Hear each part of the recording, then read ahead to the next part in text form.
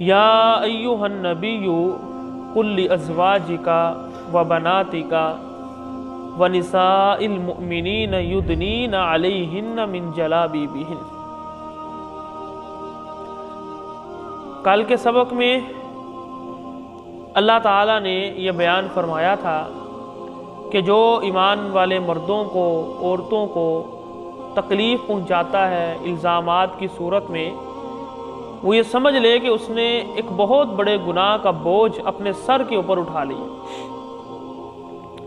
आज के सबक में जो मेन चीज़ वो ये है, अल्लाह ताला उम्महातुल मुमिनीन को और बाकी ईमान वाली औरतों को ये तरीका बता रहे हैं कि जिसके साथ आप अज़ियत से महफूज रह सकती हैं। आपको कुछ ज़्यादा तंग नहीं करेगा, किसी के तंग करने के चांसेस बहुत कम हो जाएंगे। तो उसका तरीकाकार अल्लाह ताला ने अपने नबी से कहा है कि आप कुल्ली अज़वाजिका, अपनी बीवियों से और अपनी बेटियों से और मोमनों की औरतों से कहें कि अपनी चादरों को लटका लिया करें।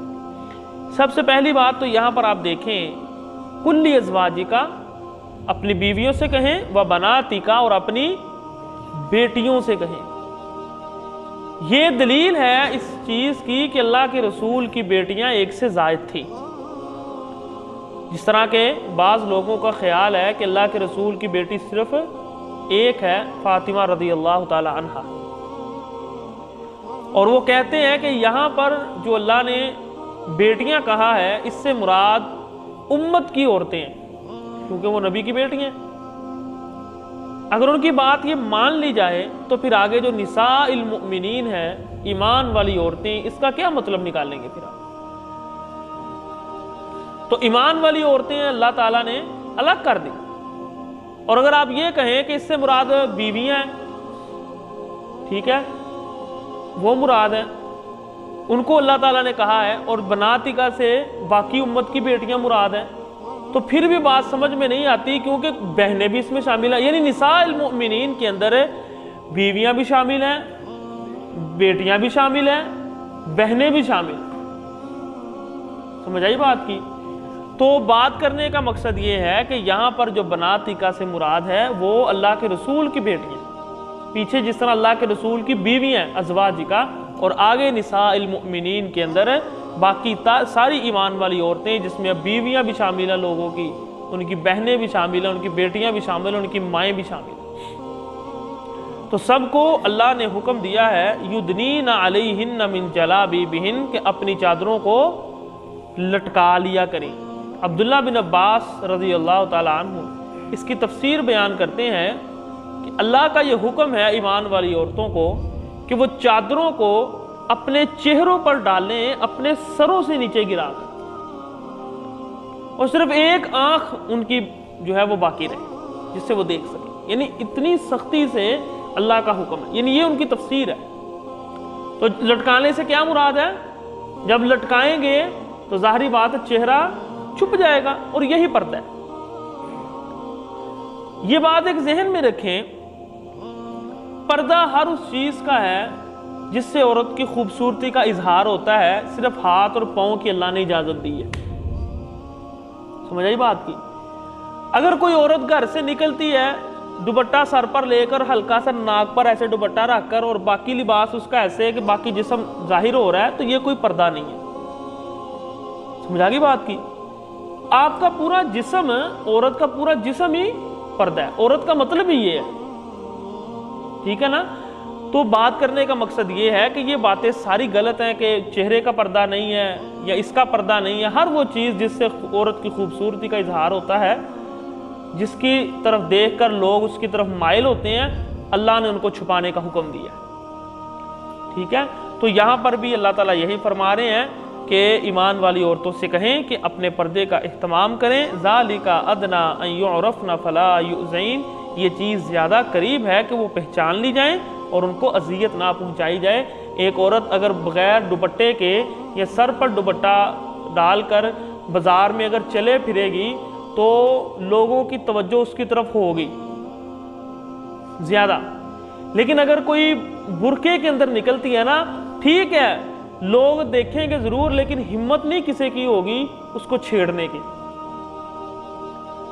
آپ کہتے ہیں نا کہ پردے والی چیز کو زیادہ لوگ دیکھتے ہیں، دیکھیں گے ضرور،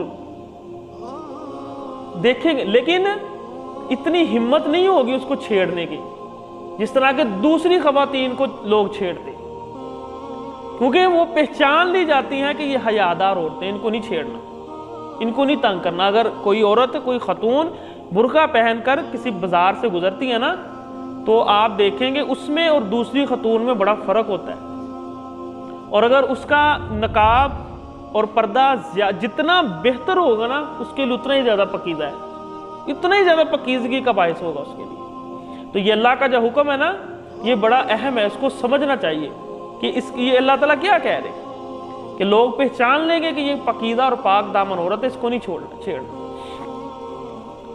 ذالک ادنی ان یعرفن فلا یؤذین وکان اللہ غفورا رحیما، اللہ بہت زیادہ معاف کرنے والے ہیں، رحم کرنے والے ہیں۔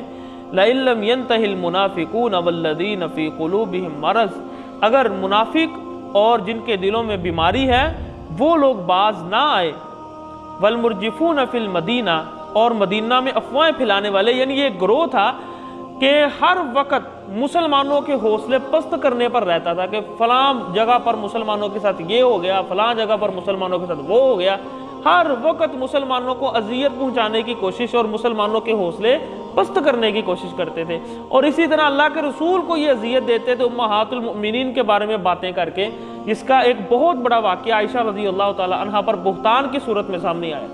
اللہ تعالیٰ فرما رہے ہیں کہ اگر آپ اس طرح ایمان والی عورتوں کو اور مسلمانوں کو تنگ کرنے سے باز نہ آئے تو پھر اللہ تعالیٰ لَنُغْرِيَنَّكَ بِهِمْ، اللہ کے رسول کو، مسلمانوں کو آپ کے اوپر مسلط کر دیں گے، ثُمَّ لَا يُجَاوِرُونَكَ فِيهَا إِلَّا قَلِيلًا، پھر آپ اس شہر میں رہنے کے قابل نہیں رہیں گے، آپ ان کے پڑوس میں رہنے کے قابل نہیں رہیں گے۔ ملعونین، یہ لوگ لعنت کیے ہوئے ہیں، اینما سقفوا اخذوا وقتلوا تقتیلا، یہ بڑا سخت حکم اللہ دے رہے ہیں کہ ایسے لوگ جو یہ کام کرتے ہیں، خواتین کو چھیڑنا، بازاروں میں کھڑے ہونا، خواتین کو اٹھا کر لے جانا، اغوا کرنا بچوں کو، خواتین کو، اور اسی طرح مسلمانوں کے حوصلے پست کرنے کی کوشش کرنا، یہ سارے لوگوں پر اللہ کی لعنت ہے، ٹھیک ہے۔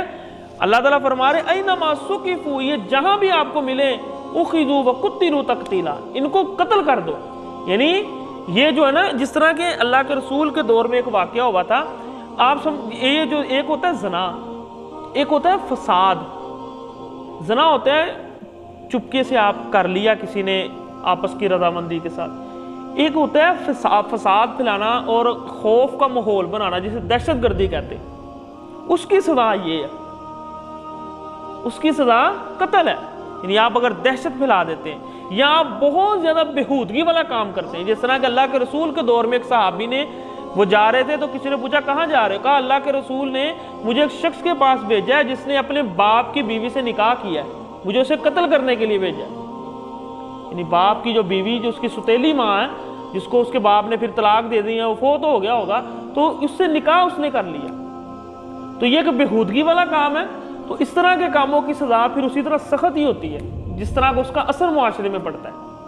تو یہ اللہ تعالیٰ بڑا سخت حکم دے رہے کہ ایسے لوگوں کو قتل کر دو۔ سنت اللہ فی الذین خلو من قبل، یہ اللہ کا طریقہ ہے، اللہ کی سنت ہے، آپ کے لیے نہیں بلکہ آپ سے پہلے لوگوں کے اندر بھی ایسا ہی رہا ہے۔ وَلَن تَجِدَ لِسُنَّتِ اللَّهِ تَبْدِيلًا، اللہ کے طریقے جو ہیں ان میں آپ کبھی بھی تبدیلی نہیں محسوس کرو۔